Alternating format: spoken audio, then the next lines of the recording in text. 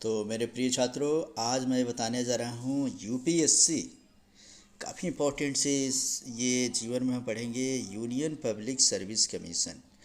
ये इसकी तैयारी हम कैसे करें और इसका सिलेबस क्या है। तो सबसे पहले जिस यूपीएससी की हम बात कर रहे हैं, यूपीएससी के टोटल एग्ज़ाम्स के जो पेपर होते हैं वो 2025 अंक का पेपर होता है। ये किस तरीके से होता है इसको हम एक एक करके समझेंगे। तो सबसे पहले हम जाने यूपीएससी का जो एग्ज़ाम होता है उस एग्ज़ाम में हम एक एक करके समझ रहे हैं जो, तो किस तरीके से इसके पेपर्स होंगे। तो सबसे पहले जानेंगे कि यूपीएससी 3 स्तर पे परीक्षाएं ली जाती है। जो पहले स्तर पे परीक्षा दी जाती है उसे हम पीटी या प्रीलिमिनरी टेस्ट कहते हैं। तो ये पीटी के नाम से जाना जाता है, प्रीलिमिनरी टेस्ट। इसे वस्तुनिष्ठ प्रश्न होते हैं। टोटल 400 अंकों के प्रश्न पत्र ये होते हैं फर्स्ट स्टेज में। जो भी स्टूडेंट्स इस पीटी के एग्ज़ाम को पास करते हैं वही एग्ज़ाम इसके मेंस AINS होगा, तो मेंस के एग्ज़ाम में बैठता है। तो मेंस के एग्ज़ाम में बैठने के लिए जब बैठते हैं तो उसमें 1750 अंक की परीक्षा देना पड़ता है। और जो मेंस पास करते हैं वैसे बच्चों को इंटरव्यू देना पड़ता है, व्यक्तित्व परीक्षा जिसे बोलते हैं, मौखिक परीक्षा होता है। ये 275 अंकों का होता है। यह जो अंक है 1750 और 275 अंक, यही दोनों अंक मिलकर हमारे यूपीएससी के फाइनल रिजल्ट को आउट किया जाता है। लेकिन यह जो एग्ज़ाम है एक, जिसे हम कहते हैं पीटी के रूप में, पहले नंबर में यह जो पीटी एग्ज़ाम से, इस पे समझेंगे हम लोग।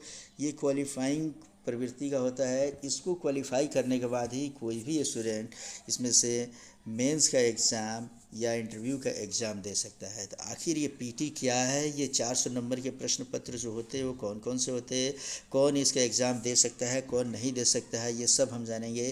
तो इसके लिए हम फिर आते हैं यहाँ पर पीटी एग्ज़ाम्स के 2 पेपर होते हैं। प्रथम पत्र इसका जो कहलाता है वह फर्स्ट पेपर इसका होता है 200 नंबर का, और सेकंड पेपर भी होता है 200 नंबर का। तो फर्स्ट 200 नंबर और सेकंड 200 नंबर। इस 200 नंबर के प्रश्न पत्रों में हमें समझना है कि फर्स्ट पेपर में क्या पूछता है और सेकंड पेपर में क्या पूछेगा। तो फर्स्ट पेपर जो होता है ये कॉमन पेपर होता है। यह कॉमन पेपर कहने का मतलब होता है कि इस पेपर में चाहे कोई भी स्टूडेंट हो, हम समझ लेंगे कि इस पेपर में चाहे जितने भी विद्यार्थी होंगे, सभी विद्यार्थियों में से कोई भी एग्ज़ाम देगा तो इस पेपर के सभी खंड के प्रश्नों का उत्तर देना पड़ता है। तो हम जानते हैं कि प्रथम पत्र जो मैंने बताया, इस प्रथम पत्र में यहाँ ध्यान देंगे, ये रहा हमारा सामान्य प्रश्न पत्र। पहले हम ऊपर का मार्का हटा दें, ऊपर नीचे करने में मुझे कोई दिक्कत नहीं होगी। हाँ, तो आप समझ रहे हैं हम लोग प्रथम पत्र में जो 200 अंक का प्रश्न पत्र होगा, इस 200 अंकों के प्रश्न पत्र में सामान्य ज्ञान या अध्ययन के प्रश्न पूछे जाएंगे। ये सामान्य ज्ञान होता है या अध्ययन। इसमें इतिहास से क्वेश्चंस रहते हैं, भूगोल से रहेंगे, राजनीति शास्त्र से रहेगा।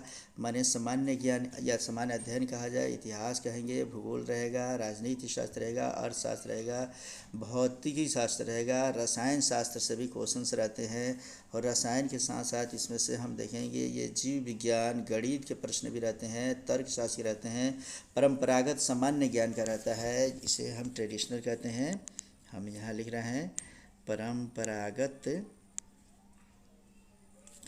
सामान्य ज्ञान। और परंपरागत सामान्य ज्ञान के साथ साथ इसमें एक होता है खंड, अति महत्वपूर्ण खंड, जिसे हम कहते हैं करेंट अफेयर्स। तो इस तरीके से ये हो गया करेंट अफेयर्स। इस पे लिखने में दिक्कत हो रही है, लेकिन आप समझ सकते हैं कि इसके 12वां खंड हम समझेंगे करेंट अफेयर्स।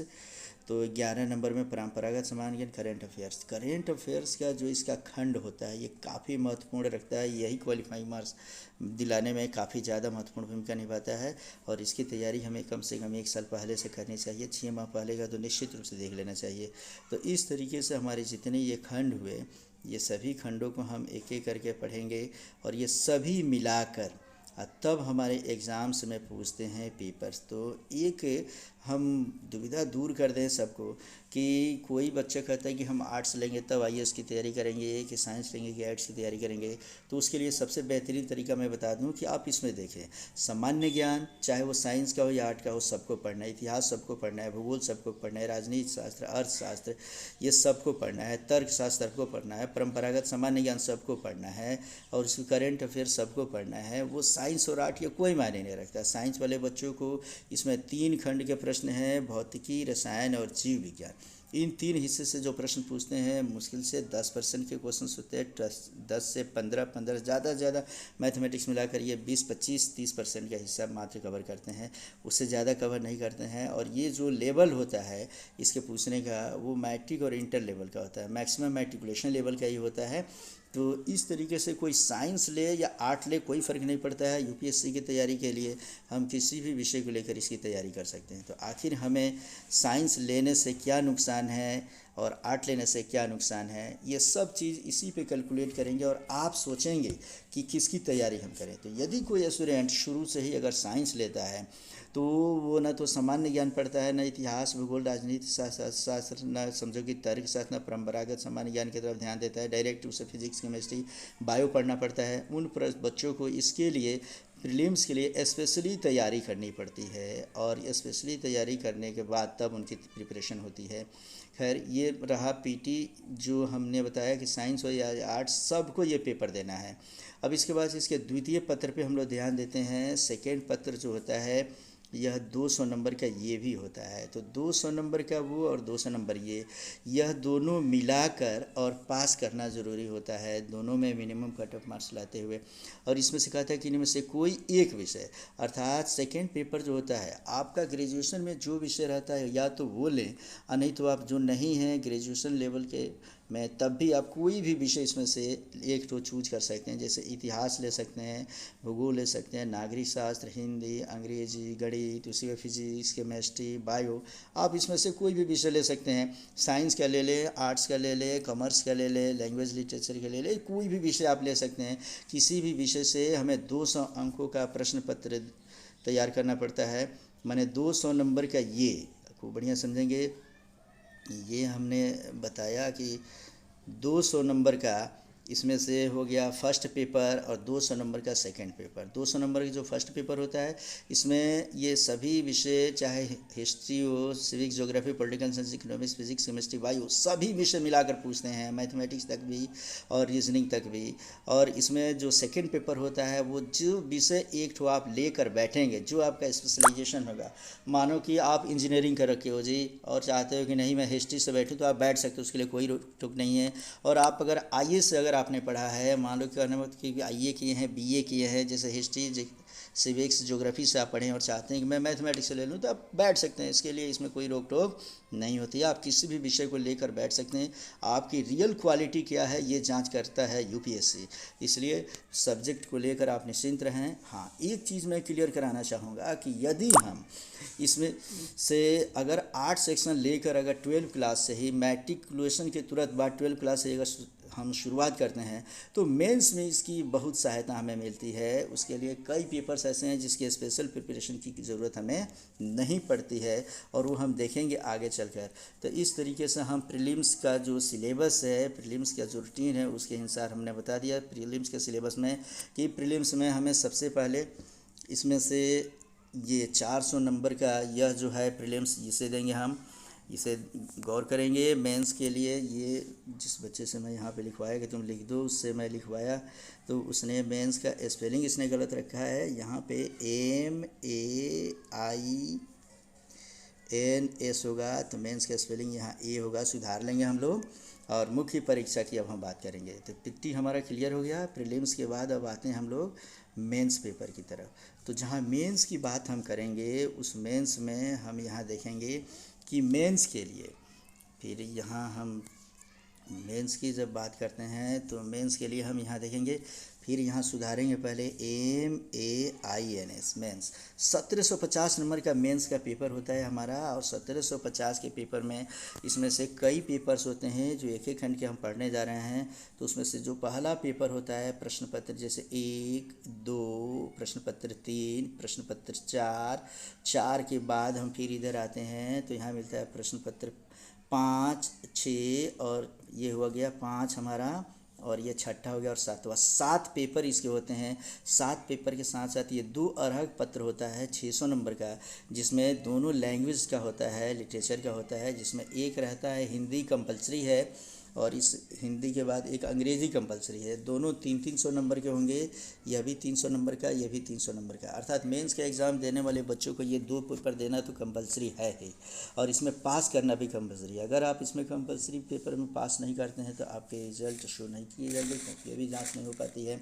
इसलिए कि ये माना जाता है कि अगर भारत में नौकरी करते हैं तो आपको हिंदी की या 8वीं अनुसूची में शामिल कोई भी एक भाषा का नॉलेज आपको होना चाहिए। साथ में अंग्रेजी का नॉलेज तो कंपलसरी है आपको। इसलिए कि अगर भारत की बात करें, कोई अगर मानो कि जम्मू कश्मीर का लड़का है और वो डोगरी बोलता है, और उसकी नौकरी अगर हो जाती है, समझो कि साउथ में, अगर केरल में, तो जब तक केरल में जाता है मलयालम नहीं जानता है, तमिलनाडु में जाता है तमिल नहीं जानता है, आंध्र प्रदेश में जाता है तेलुगु नहीं जाता है, कर्नाटक में जाता है और कन्नड़ नहीं जानता है, तो आखिर काम कैसे करेगा। इसलिए ऐसे बच्चों के लिए, पूरे भारत के सभी बच्चों के लिए, कि एक स्टेट से कोई दूसरे स्टेट में जाए तो उसको लैंग्वेज प्रॉब्लम ना हो, उसके लिए अंग्रेजी का पेपर कंपलसरी होता है, जो सबको देना होता है।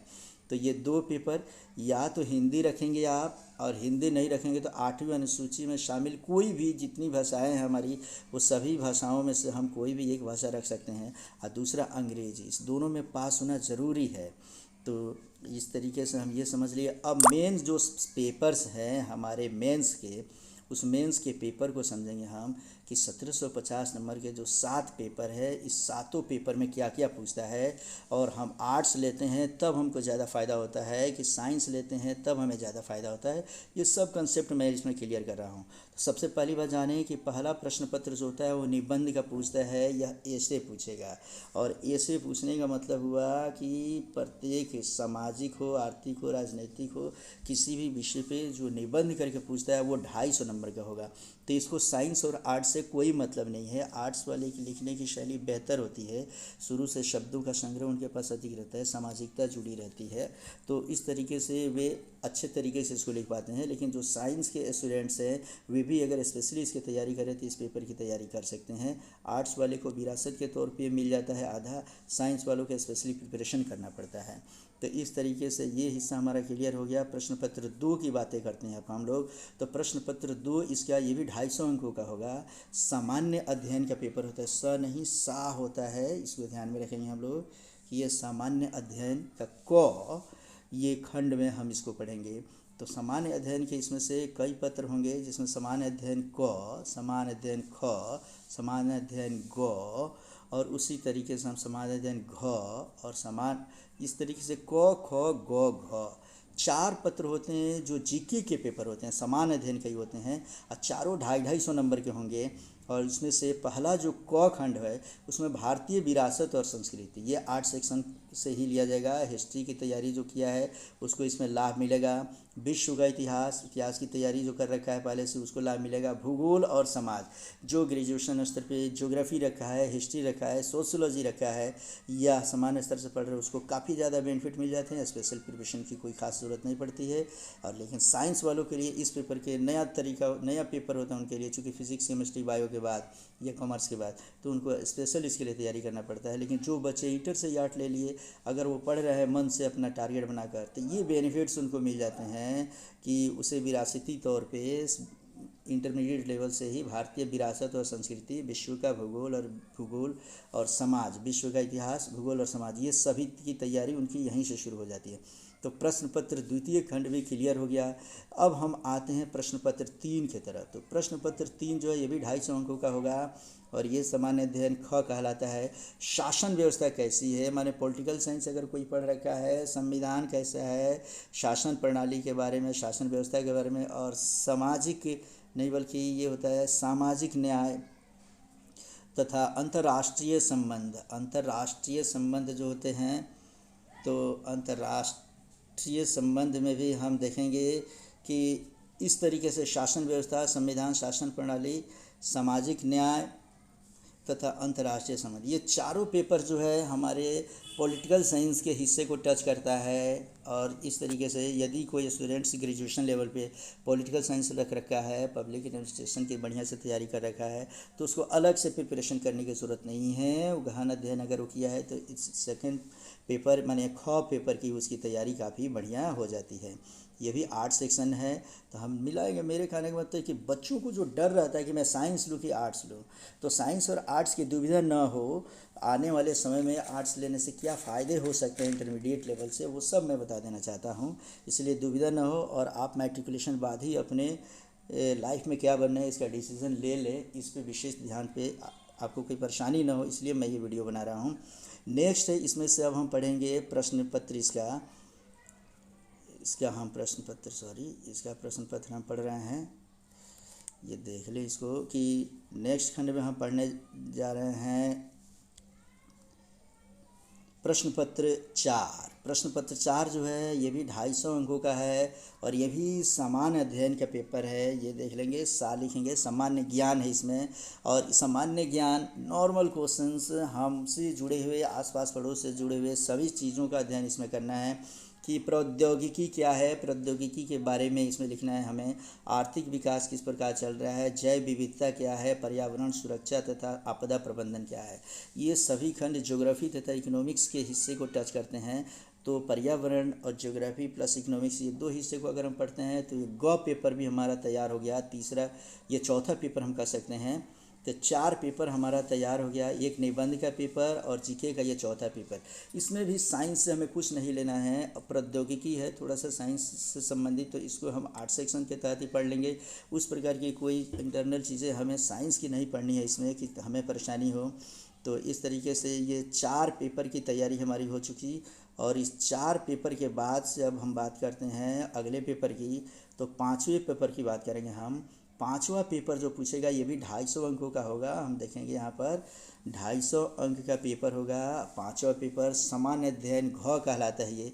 इसमें नीति शास्त्र, ये पूरा पॉलिटिकल साइंस पढ़ना है हमें। नीति शास्त्र, सत्यनिष्ठा और अभिरुचि, ये टोटल ये 8 सेक्शन के खंड कोई बताता है। सत्यनिष्ठा, ये फिलॉसफी से रिलेटेड हमें पास जानकारी होनी चाहिए। उसके बाद समझिए पॉलिटिक्स से रिलेटेड जानकारी होनी चाहिए, पब्लिक एडमिनिस्ट्रेशन से संबंधित जानकारी होनी चाहिए, मैथमेटिकल और प्लस रीजनिंग से संबंधित हमें जानकारी होनी चाहिए। कि अगर ये सब जानकारी है तो इसका चौथा या 5वां पेपर भी हम कंप्लीट करते हैं। तो यहाँ तक में हमें साइंस के किसी भी पेपर से कोई मदद नहीं मिली। लेकिन अगर हम साइंस से अगर तैयारी करते हैं, साइंस से आईएससी करते हैं या बीएससी करते हैं, और साइंस से अगर हम इंजीनियरिंग करके मेडिकल करके तब अगर हम यूपीएससी की तैयारी करते हैं, तो ये जो 5 पेपर है स्पेशली हमको इसके लिए तैयारी अलग से करनी पड़ेगी। और अगर 8 सेक्शन से लेकर हम चलते हैं तो इसके लिए कोई अलग से तैयारी करने की ज़रूरत नहीं है। शुरू से ही हम इसमें लगे हुए हैं तो हमें कुछ खास परेशानी नहीं है।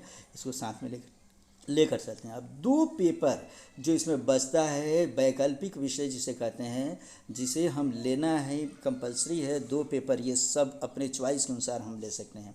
हमारे लिए विकल्प खुले रहते हैं कि हम कौन सा पेपर लें, इसीलिए इसको हम वैकल्पिक विषय के नाम से जानते हैं। हम चाहे तो हिस्ट्री ज्योग्राफी भी ले सकते हैं, मैथमेटिक्स और हिस्ट्री भी ले सकते हैं, या ज्योग्राफी और पॉलिटिकल साइंस भी ले सकते हैं, ज्योग्राफी और केमिस्ट्री भी ले सकते हैं। हम ग्रेजुएशन लेवल की जो भी इसमें से सब्जेक्ट्स दिए गए रहते हैं वो सभी विषयों में से कोई भी 2 विषय लेकर और हम ये पेपर दे सकते हैं। तो इसको दुविधा में न रहें हम। यही 2 पेपर ऐसा है जो 500 नंबर का है। और हमारा अपना स्कोरिंग सब्जेक्ट्स अगर कहा जाए, साइंस वाले हों तो वो फिज़िक्स और मैथ लेकर बैठते हैं, या फिज़िक्स और केमिस्ट्री कोई भी विषय 2 ले लें, या आर्ट वाले कोई भी 2 विषय ले लें। आर्ट वाले बच्चे साइंस का भी पेपर ले सकते हैं और साइंस वाले बच्चे चाहें तो आर्ट्स के सब्जेक्ट से ले सकते हैं। इसमें कोई रोक टोक नहीं होती है। लेवल क्या है, नॉलेज क्या है आपका, ये एग्जामिनेशन में बैठने के बाद जो इसमें जांच करता है, जो एग्जामिनर एवेल्युएटर है, वे हमारी जांच कर लेते हैं कि हम किस लेवल पे हैं। तो इस तरीके से 7 पेपर, ये 2 पेपर हमने बताया कि वैकल्पिक विषय का ये पेपर ये छठा पेपर के रूप में हम इसको कह सकते हैं यह, और वैकल्पिक विषय का ये दूसरा पेपर। इस पर ध्यान देंगे, ये दोनों पेपर हम अपने मन से रख सकते हैं। हम चाहे तो हिस्ट्री ज्योग्राफी रखें, या हिस्ट्री हिंदी रखें, या फिलॉसफी रखें, पब्लिक एडमिनिस्ट्रेशन रखें, कोई भी रख सकते हैं, इसमें कोई रोक टोक नहीं है। मैं कई बार समझाता हूँ, इसलिए इसको लेकर दुविधा ना रखें। और साइंस और आर्ट्स वाले बच्चे जो भी हैं, मन में जो बार बार कई सारे क्वेश्चंस मेरे पास आते थे, कई सारे बच्चे पूछ रहे थे कि सर क्या विषय लें, तो वो दुविधा दूर करने के लिए मैंने बता दिया कि पूरा यूपीएससी अगर यूपीएससी की तैयारी करनी है तो क्यों हम ग्रेजुएशन में साइंस रखें, फिर आके हम आर्ट्स की तरफ जाएँ, क्यों हम मेडिकल की तैयारी करते हैं और क्यों हम फिर इसी तरफ आ जाते हैं, क्यों हम इंजीनियरिंग की तैयारी करते हैं और जब आईएएस का एग्ज़ाम देना होता है तो हम फिर आर्ट्स की तरफ आते हैं। जब हमें आर्ट्स की तरफ ही आना है, हम जान रहे हैं कि मेंस में मैक्सिमम पेपर जो है इसके माने 2 पेपरों को छोड़कर सभी के सभी तो आर्ट्स सेक्शन से ही संबंधित है। तो क्यों ना हम अगर इसी क्षेत्र में जाना है तो यहीं से तैयारी करें, वो कहीं बेहतर हमें विकल्प देता है, कई सारे चांसेस भी मिलते हैं हमें आगे बढ़ने के। तो इस तरीके से हम ये पेपर समझ चुके हैं, नोट में करके मैंने यहाँ पे दे रखा है। और सबसे पहले समझाया कि मेंस की परीक्षा में यहाँ पर जहाँ जहाँ ये मेंस लिखा हुआ है ये ज़रूर लिखेंगे। मेंस की परीक्षा में 600 अंक का 2 प्रश्न पत्र और होता है, जिसमें अलग अलग उत्तीर्ण होने पर ही माने 33% मार्क्स लाने पर ही मेंस के एग्ज़ाम में बाकी पेपर चेक किया जाता है, अन्यथा परीक्षार्थी को अनुत्तीर्ण कर दिया जाता है। तो ये काफ़ी महत्व रखता है। तो मेंस के एग्ज़ाम में ये दोनों पेपर हिंदी और अंग्रेजी ये जानना ही जानना है। तो इंटरमीडिएट स्तर से ही हमें चाहिए कि इंग्लिश की भी हम तैयारी साथ में करते रहें और हिंदी की भी तैयारी करते रहें। तो दोनों की जब हम तैयारी कर लेते हैं, उसके बाद हम जो पेपर है इसके सभी पेपर को देख सकते हैं कि मेंस के पेपर में सबसे पहला जो पत्र होता है निबंध का 250 अंक का, फिर जो प्रश्न पत्र 2 सामान्य अध्ययन, प्रश्न पत्र 3 भी सामान्य अध्ययन, प्रश्न पत्र 4 भी सामान्य अध्ययन और प्रश्न पत्र 5 भी सामान्य अध्ययन पूछता है। और इस तरीके से प्रश्न 5 के बाद सिर्फ प्रश्न पत्र 6 और 7, छठा और 7वां पेपर ऐसा है जो वैकल्पिक होता है, हम किसी विषय को ले सकते हैं, बाकी सब 8 सेक्शन से रिलेटेड है। तो यदि वाकई आप या आपका लड़का अगर मेंस की तैयारी करना चाहता है, इंटरव्यू की तैयारी करना चाहते हैं और यूपीएससी की तैयारी बेसिकली करना चाहते हैं, तो मेरे ख्याल से निसंकोच उन्हें 8 सेक्शन का ही सब्जेक्ट लेना चाहिए। क्योंकि अगर साइंस अगर आप लेते हैं तो अंततोगत्वा आपको स्पेशली इसकी तैयारी करनी पड़ती है, और अगर आप आर्ट्स लेते हैं तो नो डाउट आप शुरू से ही स्ट्रॉन्ग होते चले जाते हैं, लेकिन उसके लिए दृढ़ इच्छा शक्ति का होना ज़रूरी है। अब इसके बाद से हमारा ये ख़त्म होता है, एक खंड इसका जो बचा हुआ है जो हमने बताया, और वह खंड है ये इंटरव्यू। तो इंटरव्यू के बारे में हम जान लें थोड़ा सा कि यह जो इंटरव्यू है, इंटरव्यू में व्यक्तित्व परीक्षा है। ये आप कितने तेज़ हैं कितने तेज़ नहीं, आपके मेंस के पेपर से आपका एवेल्यूएशन हो जाता है। अब आपका उठने का, बैठने का, बोलने का, तत्कालिक रूप से व्यवहार करने का क्या नज़रिया है, आपकी सोच क्या है, आप किस प्रकार के व्यक्ति हैं, आपका व्यक्तित्व क्या है, आंतरिक रूप से आप कितने स्ट्रॉन्ग हैं। किसी भी एग्जामिनेशंस के समय अर्थात जीवन में कभी समस्या उठ खड़ी होती है तो उस समय आपका बिहेवियर क्या होगा, आप इरिटेट हो जाएंगे, घबरा जाएंगे कि नॉर्मल तरीके से कूल होकर आप उसको हल करेंगे।